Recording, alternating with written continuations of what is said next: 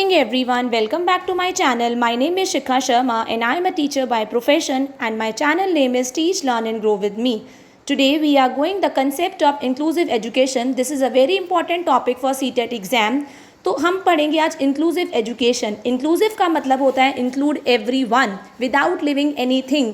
इसका मतलब हमें सबको एजुकेशन देनी है. Education is for everyone under a one roof.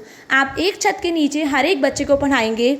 उसकी रिचनेस या पुअरनेस के बेसिस पे, उसकी डिसेबिलिटी की वजह से या उसकी कास्ट की वजह से, जेंडर की वजह से आप किसी भी बच्चे को डिस्क्रिमिनेट या किसी भी एजुकेशन सिस्टम से नहीं निकालेंगे.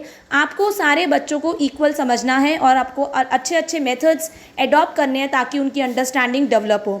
आप लोगों ने इंक्लूसिव वर्ड पहले भी सुना होगा. जब हम रेस्टोरेंट का बिल पे करते हैं तो उसमें आता है आपका bill inclusive of all taxes.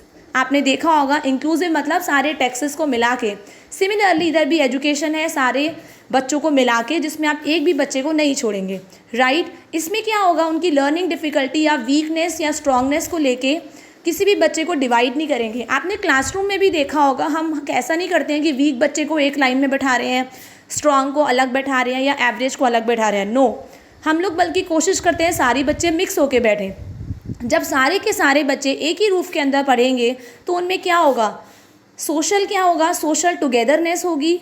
उनके अंदर क्या होगा, आपस में लविंगनेस होगी, ब्रदरहुड डेवलप होगा और वो मैक्सिमाइज अपना पोटेंशियल का यूज़ कर पाएंगे, अपने स्किल्स का यूज़ कर पाएंगे.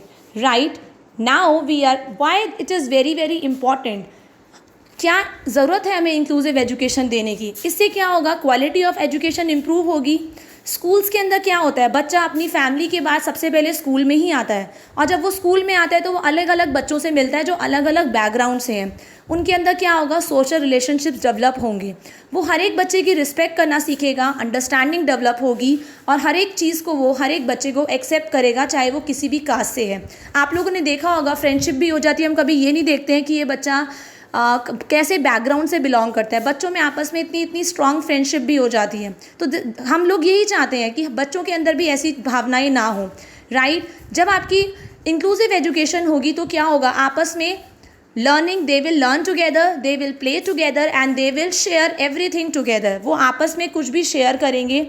टीचर का काम क्या होगा, टीचर ऐसी ऐसी एक्टिविटीज़ प्लान करेगी क्लासरूम में जिसके अंदर उनके अंदर सोशल रिलेशनशिप्स डेवलप हों. जैसे कि आपने देखा होगा ग्रुप एक्टिविटीज़ होती हैं, ग्रुप डिस्कशन होता है साइंस के अंदर, इंग्लिश के अंदर, हिंदी के अंदर. हम ऐसी ऐसी एक्टिविटीज़ प्लान करते हैं ताकि बच्चों के अंदर शेयरिंग डेवलप हो, बच्चे अपने अपने आइडियाज़ शेयर करें, डिस्कशन हो एंड हमारा जो मेन मोटो है इंक्लूसिव एजुकेशन का, हमारी क्वालिटी ऑफ लर्निंग इम्प्रूव हो. राइट.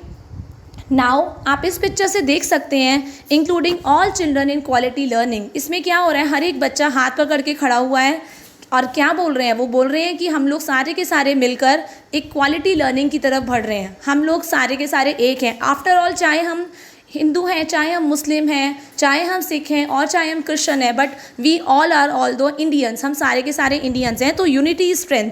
बेसिकली हम इंक्लूसिव एजुकेशन में ये भी बताना चाहते हैं कि we all are together only. Now what are the aims and objectives of inclusive education? इसकी ज़रूरत ही क्यों पड़ी? Why? फर्स्ट ऑफ ऑल हमारा पहला एम होगा हमारी एजुकेशन सिस्टम की क्वालिटी इंप्रूव हो.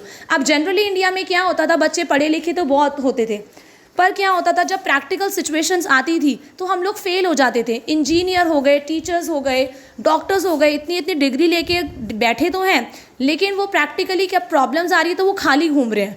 बट अब ऐसा नहीं होगा. अकॉर्डिंग टू न्यू एनईपी अब बच्चे को स्कूल में ही प्रैक्टिकल नॉलेज भी दी जाएगी. हमें पहले सिर्फ थियोरिटिकल नॉलेज दी जाती थी, बट अब साथ साथ हम प्रैक्टिकल नॉलेज भी होगी. तभी हमारी एनईपी के अकॉर्डिंग हमारे सिलेबस के अंदर वोकेशनल एजुकेशन सब्जेक्ट भी जोड़ा है.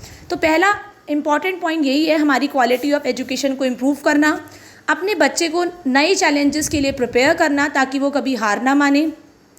आइडेंटिफिकेशन ऑफ स्किल्स, उसके अंदर क्या क्वालिटी है, क्या वीकनेस है, क्या स्ट्रॉन्ग पॉइंट है, उससे वो उसको आइडेंटिफाई करेगा.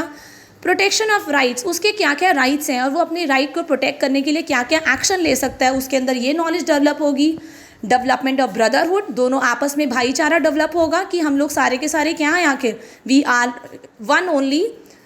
डेवलपमेंट ऑफ सोशल कॉन्शियसनेस, उसको पता होगा कि सोसाइटी में अगर मैं ये स्टेप लूँगा, गलत लूँगा तो सोसाइटी पे क्या असर पड़ेगा, तो वो जो भी डिसीजन लेगा अपनी सोसाइटी के अच्छे और बुरे को ध्यान में रख के लेगा।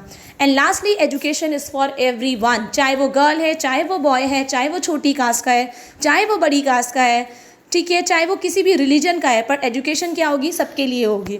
Thank you everyone, have a nice day, and if you like my videos please subscribe my channel teach learn and grow with me.